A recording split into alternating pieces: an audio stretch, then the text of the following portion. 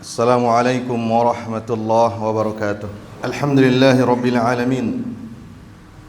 Wassalatu wassalamu ala ashrafil anbiya'i wal mursalin. Wa ashhadu an la ilaha illallah wahdahu la sharika lah. Wa ashhadu anna Muhammadan abduhu wa rasuluh. Sallallahu alaihi wa ala alihi wa ashabihi wa man tabi'ahum bi ihsan ila yaumiddin. Amma ba'd. Ma'asyiral muslimin, sedang Jumat dirahmati Allah. Allah Ta'ala berfirman, Qul in kuntum tuhibbuna Allah fattabi'uni yuhbibkumullah wa yaghfir lakum dhunubakum. Katakanlah wahai Muhammad, jika kalian benar-benar mencintai Allah, maka ikutilah aku, yaitu ikutilah Nabi Muhammad SAW. Niscaya Allah akan mencintai kalian dan mengampuni bagi kalian dosa-dosa kalian. Kemudian Rasulullah SAW bersabda, La yu'minu ahadukum hatta akuna ahabba ilaih min walidihi wa waladihi wan nasi ajma'in. Tidak sempurna keimanan salah seorang dari kalian sampai aku menjadi orang yang paling dicintainya, melebihi orang tuanya, melebihi anaknya, dan melebihi siapapun dari segenap manusia. Ma'asyiral muslimin, sedang Jumat dirahmati Allah. Sesungguhnya Allah Subhanahu wa taala telah memilih para sahabat radhiyallahu taala anhum ajma'in untuk menjadi para pembela nabinya sallallahu alaihi wasallam dan pembela sunnahnya, baik ketika beliau masih hidup sallallahu alaihi wasallam ataupun setelah beliau meninggal dunia. Sesungguhnya para sahabat telah mampu mewujudkan hakikat cinta yang didasari oleh keimanan bahkan setelah wafat Nabi SAW. Mereka berpegang teguh dengan apa yang digariskan oleh beliau. Mereka gigit dengan kuat dengan geraham mereka dan taring mereka apa yang telah ditanam oleh Nabi SAW, dan mereka memberikan perhatian yang luar biasa kepada sunnah Nabi SAW. Di antara gambaran kecintaan mereka kepada Nabi SAW, apa yang diungkapkan oleh sahabat yang mulia Amr bin As radhiyallahu taala anhu ketika dia berkata kepada para tabi'in, "Wa ma kana ahadun ahabba ilayya min Rasulillah sallallahu alaihi wasallam." Sungguh tidak ada orang yang lebih aku cintai melebihi Nabi SAW. Wala ajalla fi aini minhu, tidak ada seorang yang lebih mulia di mataku melebihi Nabi SAW. Wa ma kuntu utiqu an amla aini minhu ijlalan lahu, sungguh aku tidak pernah melihat beliau secara keseluruhan, aku tidak pernah mampu untuk melihat beliau lama-lama karena hormatku kepada beliau. Walau su'iltu an asifahu ma ataqtu li anni lam akun amla aini minhu. Seandainya ada seseorang yang memintaku untuk memberikan gambaran ciri-ciri Rasulullah sallallahu alaihi wasallam secara fisik, sungguh aku tidak akan mampu melakukannya karena aku tidak pernah melihat Nabi sallallahu alaihi wasallam lama-lama dan aku tidak pernah melihat beliau secara menyeluruh. Kemudian di antara bentuk ketundukan mereka dan penghormatan mereka kepada perintah Rasulullah SAW, diriwayatkan bahwasanya istri Umar bin Khattab radhiyallahu taala anhu ikut menyaksikan salat berjamaah di masjid bersama kaum muslimin ketika salat subuh dan salat isya. Lalu ada seseorang menegurnya dan berkata, "Kenapa engkau keluar rumah? Padahal engkau tahu bagaimana cemburunya Umar dan bagaimana dia benci engkau keluar." Maka istrinya berkata, "Apa yang menghalanginya untuk melarangku?" Maksudnya kurang lebih, kalau dia memang tidak suka, kenapa dia tidak melarangku? Ibnu Umar berkata, "Yamna'uhu qawlu Rasulillah sallallahu alaihi wasallam, la tamna'u ima Allah masajid Allah." Yang menghalangi Umar untuk melarangmu keluar adalah sabda Nabi sallallahu alaihi wasallam, "Jangan kalian larang hamba-hamba wanita Allah datang ke masjid Allah." Perhatikanlah ayuhal muslimun, bagaimana generasi ini mengagungkan Rasulullah sallallahu alaihi wasallam dan sunnahnya.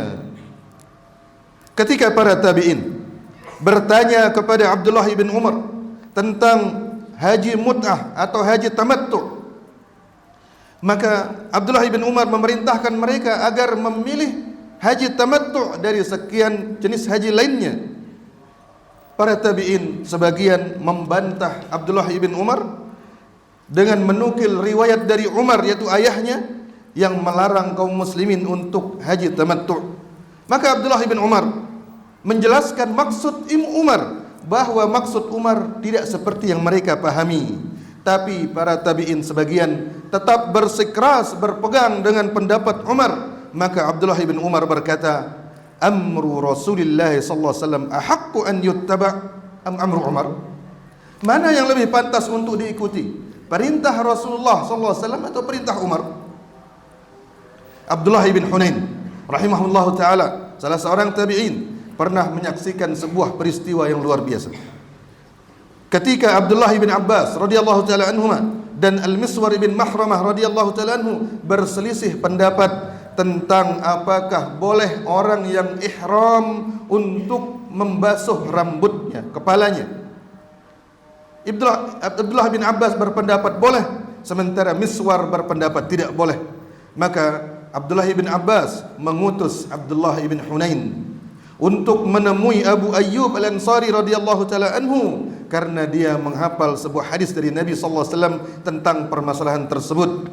Maka Abu Ayyub ketika sedang mandi ditemui oleh Abdullah bin Hunain, dia mengeluarkan kepalanya dari balik tirai yang menutupinya ketika mandi, lalu dia meminta seseorang untuk menyiram kepalanya, kemudian dia mengusap kepalanya ke belakang, kemudian balik lagi ke depan, lalu dia mengatakan, hakadha ra'aituhu yaf'al, seperti ini aku melihat Rasulullah sallallahu alaihi wasallam membasuh kepalanya ketika beliau ihram.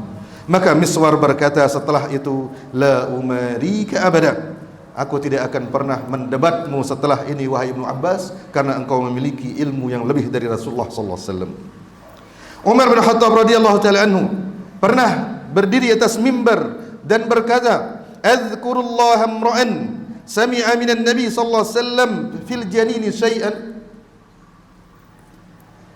dengan menyebut nama Allah Subhanahu wa taala, saya minta jika ada salah seorang di antara kalian pernah mendengar Nabi sallallahu alaihi wasallam memutuskan perkara masalah janin. Maka salah seorang sahabat, Hamal ibn Malik ibn Nabigah, dia berdiri dan berkata, kuntu baina jariyataini li, aku memiliki dua istri, fadarabat ihdahuma al-ukhra bimistah, lalu salah satunya memukul madunya dengan kayu yang menjadi penggilingan roti, fa'alqat janinan maitan, lalu yang dipukulnya tersebut mengalami keguguran dan anaknya mati ketika keluar.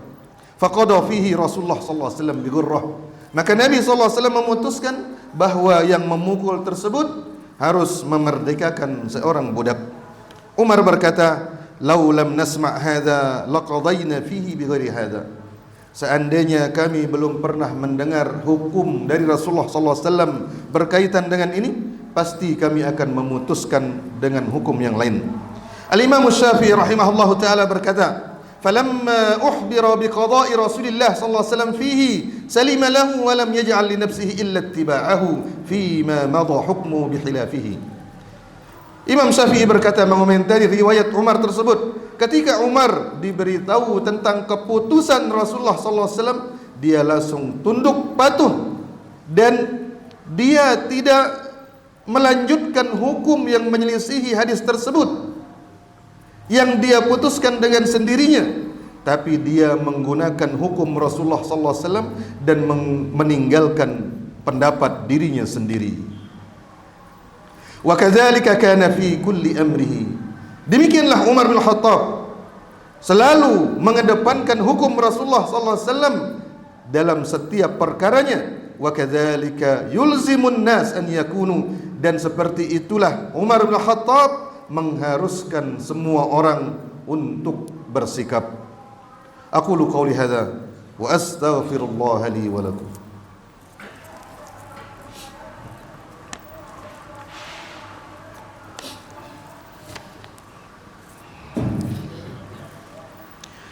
Alhamdulillahi rabbil alamin. Wassalatu wassalamu ala ashrafil anbiya'i wal mursalin. Wa ashhadu an la ilaha illallah wahdahu la syarika lah. Wa ashhadu anna Muhammadan abduhu wa rasuluh. Amma ba'd. Ma'asyiral muslimin, sidang Jumat dirahmati Allah. Para sahabat radhiyallahu taala anhum ajma'in. Mereka adalah orang-orang yang sangat keras dalam ketelitian mereka dalam meriwayatkan dari Nabi sallallahu alaihi wasallam. Mereka sangat teliti dalam menukil dari Nabi sallallahu alaihi wasallam karena mereka begitu merasakan pentingnya tanggung jawab menjaga sunnah Nabi sallallahu alaihi wasallam dan menyampaikannya. Kita ingat bagaimana Abu Ayyub Al-Ansari radhiyallahu taala anhu melakukan perjalanan dari Madinah menuju Mesir hanya untuk memastikan sebuah hadis dari Rasulullah sallallahu alaihi wasallam yang dihafal oleh Uqbah ibn Amir Al-Juhani radhiyallahu taala anhu. Kemudian Jabir ibn Abdullah radhiyallahu taala anhuma, dia melakukan perjalanan jauh juga menuju negeri Syam untuk meriwayatkan satu hadis dari Abdullah ibn Unais radhiyallahu taala anhu. Dan mereka radhiyallahu taala anhum ajma'in tidak bermudah-mudahan untuk menyampaikan hadis semau-mau mereka. Mereka hanya menyampaikan hadis di dalam majlis ilmu dan sejenisnya. Salah seorang tabi'in, Asy-Sya'bi rahimahullahu taala berkata, "Jalastu Ibnu Umar sanatan fama sami'tuhu yuhaddits an Rasulillah sallallahu alaihi wasallam." Asy-Sya'bi berkata, aku hidup bersama Abdullah bin Umar 1 tahun. Duduk bersamanya 1 tahun penuh, tapi aku tidak pernah mendengarnya menyampaikan satu hadis pun dari Rasulullah sallallahu alaihi wasallam. Karena dia takut menambah atau mengurangi hadis Rasulullah sallallahu alaihi wasallam. Kemudian sahabat yang lainnya, Zaid bin Arqam radhiyallahu taala anhu, pernah diminta untuk menyampaikan hadis dari Rasulullah sallallahu alaihi wasallam. Dia berkata, "Kaburna wa nasina wal hadis an Rasulillah sallallahu alaihi wasallam syadid." Kami sudah tua, kami suka lupa, sementara hadis Rasulullah sallallahu alaihi wasallam itu sangat besar urusannya. Demikianlah bagaimana para sahabat berada di atas manhaj yang sangat teliti dalam masalah menukil dari Nabi sallallahu alaihi wasallam. Banding dengan orang-orang sekarang yang begitu mudah menyebut Nabi sallallahu alaihi wasallam bersabda, Nabi sallallahu alaihi wasallam melakukan ini, padahal dia tidak tahu apakah itu benar atau tidak. Yang penting dia menyampaikan kesimpulannya. Ayuhal mukminun, sungguhnya para sahabat telah menjadi contoh terbaik sepanjang masa dalam mencintai Rasulullah sallallahu alaihi wasallam, dalam menghormati Rasulullah sallallahu alaihi wasallam, dalam membela Rasulullah sallallahu alaihi wasallam, dalam mencintai sunnah beliau, dalam membela sunnah beliau. Mereka terjemahkan ucapan-ucapan mereka dengan perbuatan mereka. Dan Allah Subhanahu wa taala melalui para sahabat radhiyallahu taala anhum ajma'in telah menunjukkan kepada semua generasi sampai hari kiamat bagaimana seharusnya membela Rasulullah sallallahu alaihi wasallam. Pembelaan yang tidak ada bandingannya setelah mereka. Merekalah generasi yang terbaik dan terhebat dan paling sempurna mencintai dan membela Rasulullah sallallahu alaihi wasallam semasa hidup beliau dan setelah mati beliau sallallahu alaihi wasallam. Allahumma salli ala Muhammad wa ala ali Muhammad kama sallaita ala Ibrahim wa ala ali Ibrahim innaka Hamidum Majid, wa barik ala Muhammad wa ala ali Muhammad kama barakta ala Ibrahim wa ala ali Ibrahim innaka Hamidum Majid. Rabbana ighfir lana wa li ikhwanina alladhina sabaquna bil iman wa la taj'al fi قلوبنا غلا للذين آمنوا ربنا إنك رؤوف رحيم اللهم يا مقلب القلوب ثبت قلوبنا على دينك ويا مصرف القلوب صرف قلوبنا على سنة نبيك صلى الله عليه وسلم اللهم أصلح لنا أحوال بلادنا اللهم أصلح لنا ولاة أمورنا ووفقهم لكل ما تحب وترضى وارزقهم بطانة صالحة تأمرهم بالمعروف وتنهاهم عن المنكر يا رب العالمين يا سميع قريب مجيب الدعوات وصلى الله على نبينا محمد وعلى آله وصحبه وسلم وآخر دعوانا أن الحمد لله رب العالمين.